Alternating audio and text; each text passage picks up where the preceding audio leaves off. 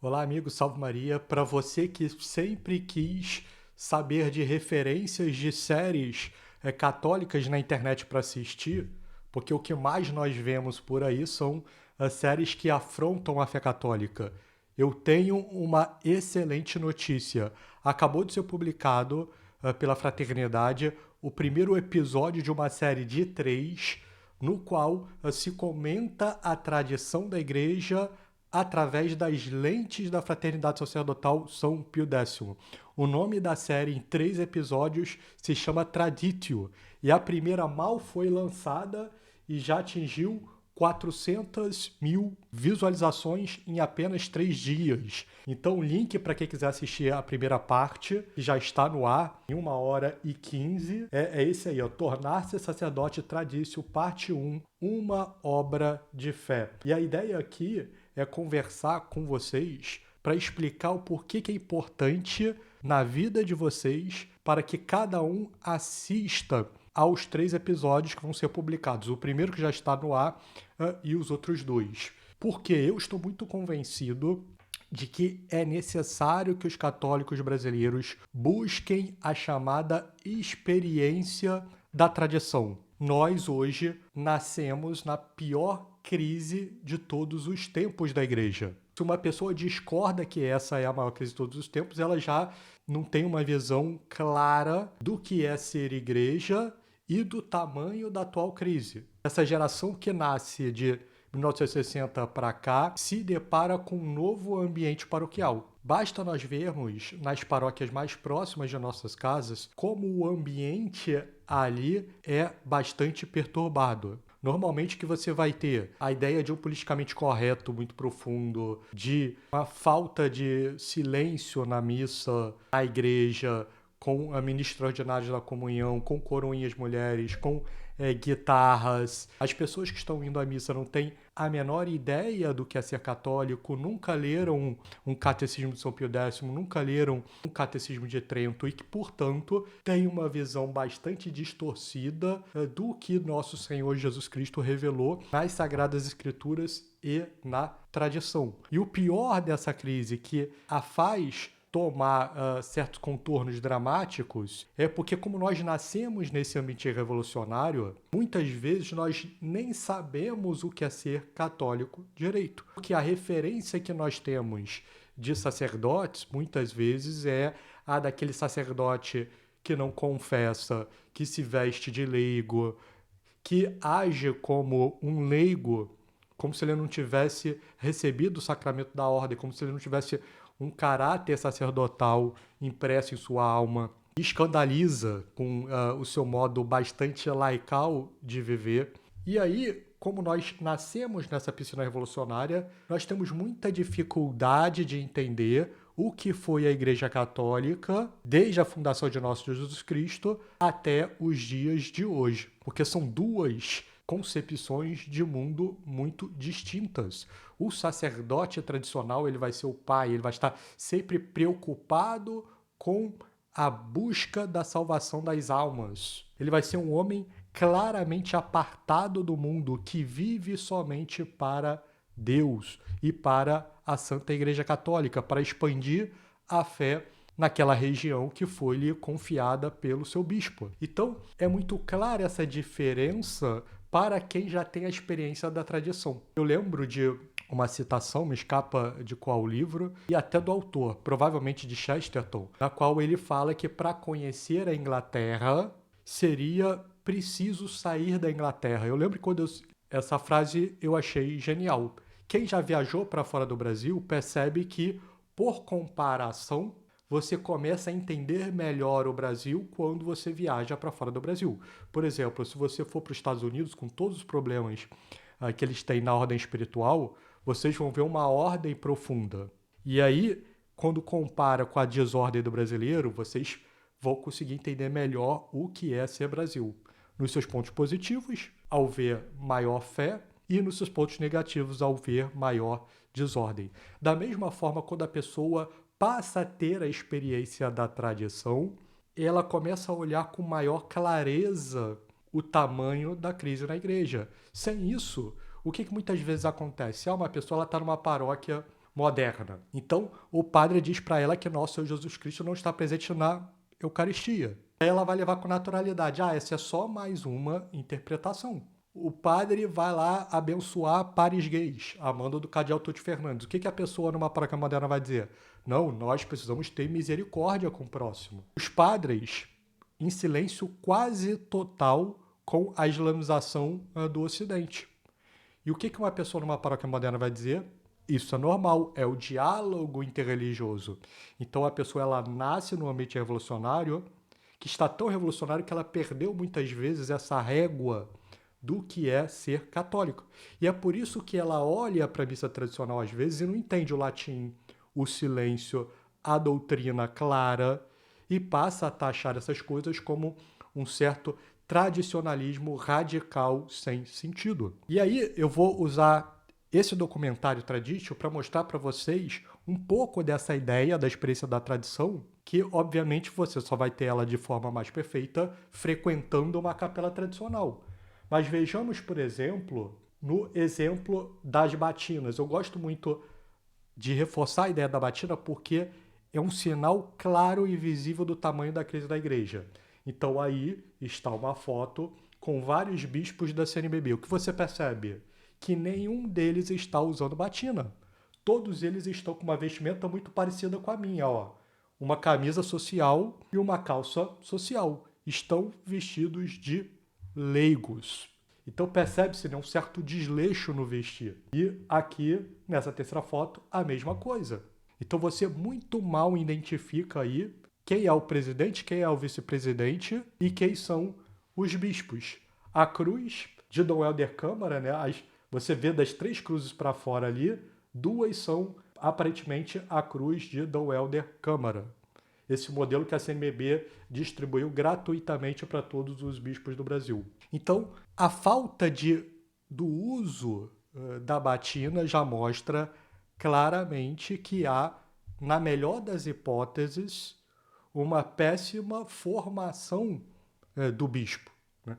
Porque é muito claro que a batina é importantíssima, ela é uma veste distintiva, característica do sacerdote, que marca justamente que ele foi sagrado para cuidar do próximo, para levar a graça ao próximo por meio dos sacramentos, para agir em persona Christi, na Santa Missa.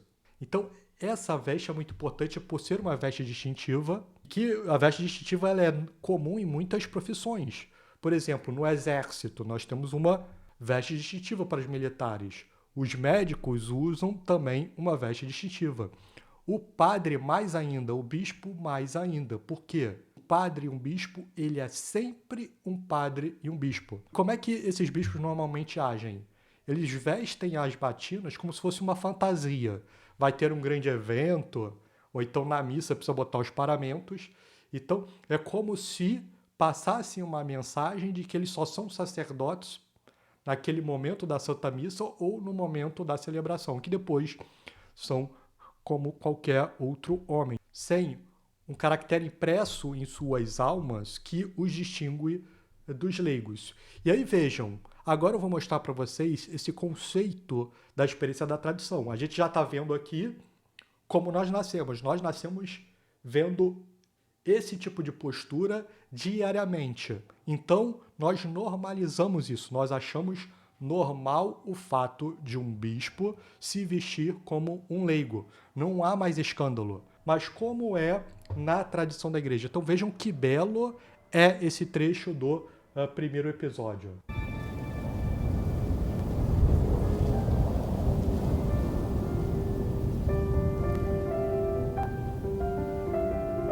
Die Einkleidung ist äußerlich gesehen das Markanteste, was im ganzen Seminarleben eigentlich passiert, weil man wechselt von Zivil in die Soutane.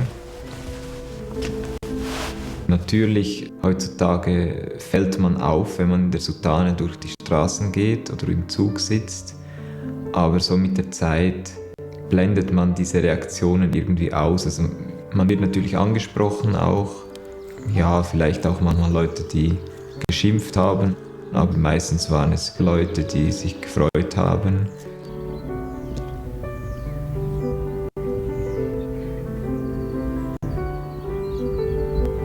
Die Soutane ist ganz in schwarz, das Abgestorbensein gegenüber der Welt zu bedeuten, den Ernst auch, die Armut. Es geht auch darum, dass die Kirche, dass das übernatürliche Leben präsent ist im Alltagsleben. Man ist den ganzen Tag Priester, man ist immer Priester und deshalb soll man auch immer erkennbar sein als Priester. Ein Polizist, ein Richter, ein... Vejam só que impressionante, 100% das pessoas de batina.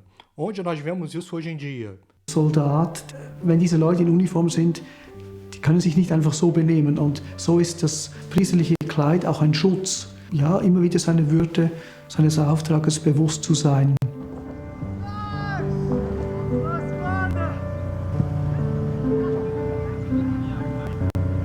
Então, viram a diferença aí? Quem reparar esse trecho vai perceber bastante diferença em comparação com o que nós vemos hoje, infelizmente, por todo o Brasil. Todos os sacerdotes e seminaristas vestidos de batina, porte sacerdotal, falando da vocação do sacerdote de ser um outro Cristo, de morrer para o mundo, e que a cor da batina refletiria muito bem isso. Algo que sempre me marca quando eu vejo sacerdotes da tradição falando é o contraste que nós vemos dos sacerdotes da tradição em termos de postura e também até de virilidade. Porque outra coisa que nós nos acostumamos, infelizmente, em ambientes paroquiais modernos é a ideia de sacerdotes com fala feminina, que requebre, né, com esse jeito, né?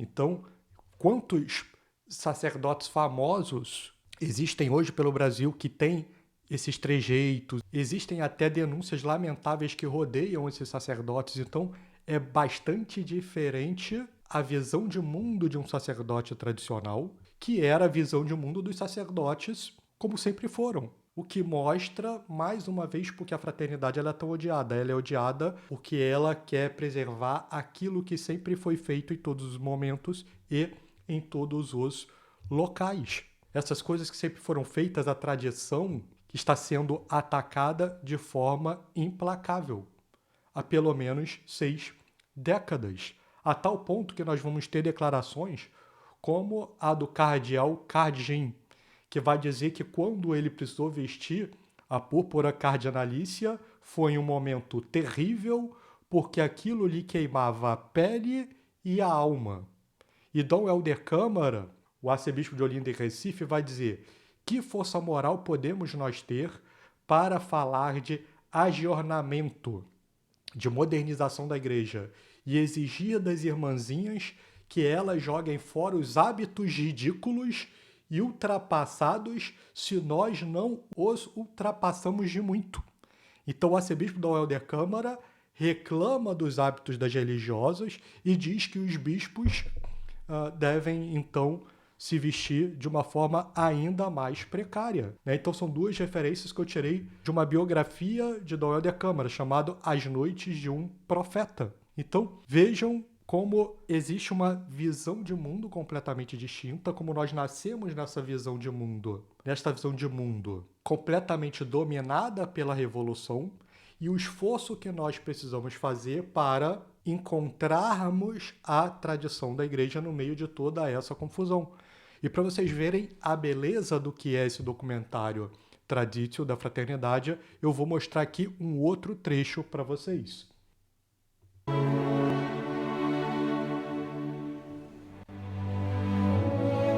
Yeah, it was a pivotal day. I mean, it was a day that you spend many years of study, of formation.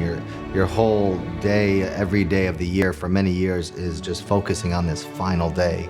And so when you finally get to that day, there's a great peace of soul of like, I finally got to this point. Now, of course, the real work begins. Although I've been working for these years, now a new life begins.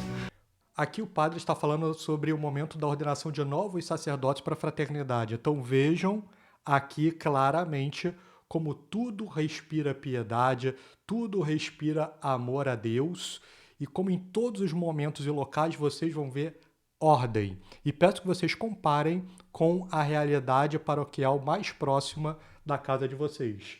And then it's a whole new experience because now you're sort of a baby, even though you're an adult. Now you've got to learn by experience what the priesthood means, and it's a change of your entire mentality of how you operate, because you're no longer just a person. Now you are a priest, and you carry that beautiful burden.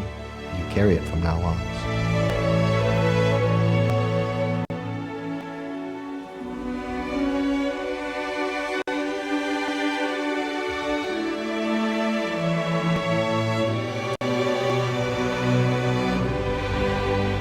It was overwhelming.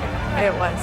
Honestly, when you hear the term, my cup overflows. It really does. There's not many words when you can explain that your son just took the big step, and when they answer Adsum, it's real. It's real. So it's incredible. On l'avait accompagné pendant une partie de sa vie active et on avait bien senti qu'il n'était pas épanoui. Et quand il nous a annoncé qu'il partait au séminaire, on a compris effectivement ce qui lui manquait. En tant que maman, c'est une très grande grâce de pouvoir donner son fils à notre Seigneur. Então, pessoal, espero que vocês tenham conseguido ver a beleza por trás dessas ordenações sacerdotais, a ordem, todos os novos sacerdotes ali para foto, prontos para desempenhar o seu mundo sacerdotal, dando a bênção do neo-sacerdote aos seus pais e a felicidade dos pais em entregarem um filho para a Santa Igreja Católica para que eles possam, então, ser instrumentos para a salvação de outras pessoas. Tudo isso é belo demais. E aí fica essa questão para vocês, né? A importância de nós apoiarmos esses tipos de iniciativa. Quem não gostaria de ver a igreja assim no Brasil novamente? Então, é muito importante, pessoal, que vocês entendam a necessidade de apoiar essas iniciativas tradicionais que estão se multiplicando pelo Brasil, para que, novamente, o Brasil venha a se tornar a terra de Santa Cruz. Então, eu vou deixar o link da série para que vocês possam assistir. Gostaria também que vocês comentassem sobre o documentário aqui embaixo. Digam qual foi a impressão que vocês tiveram do primeiro episódio, se vocês já assistiram. Se não, voltem aqui depois para comentar, porque eu quero sempre saber o feedback de vocês. Muito obrigado a todos que nos assistiram até aqui. Até o próximo vídeo e que viva Cristo Rei!